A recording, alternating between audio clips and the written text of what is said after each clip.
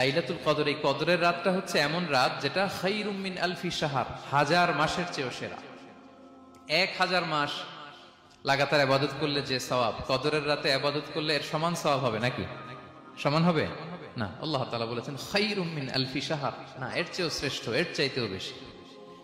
1000 মাসে, অর্থাৎ 1000 মাসে হয় 83 বছর 4 মাস। তো কদরের রাতে যদি আমরা ইবাদত করি তাহলে 83 বছর 4 মাস ইবাদত করলে যে সওয়াব, সে সওয়াব আল্লাহ তাআলা আমাদের আমলনামায় নসিব করবেন। তো আমরা যেন এই কদরের রহমত বরকত থেকে যেন আমরা বঞ্চিত না হই। তো রাসূল সাল্লাল্লাহু আলাইহি ওয়াসাল্লামকে সান্ত্বনা দেওয়ার জন্য, যে হে নবী আপনি চিন্তিত হবেন না, বনি ইসরাইলের অনেক লোক 1000 বছর হায়াত পেয়েছে, শত শত বছর ইবাদত করেছে, জিহাদ করেছে, তারা হায়াত পেয়েছে বেশি কিন্তু তারা কদর পায়নি। আর আপনার উম্মতকে আমি হায়াত দিয়েছি কম কিন্তু তাদেরকে কদর দিয়েছি। সুবহানাল্লাহ বিহামদি, লাইলাতুল কদর দিয়েছি, যে কদরের রাত 1000 মাসের চেয়েও সেরা।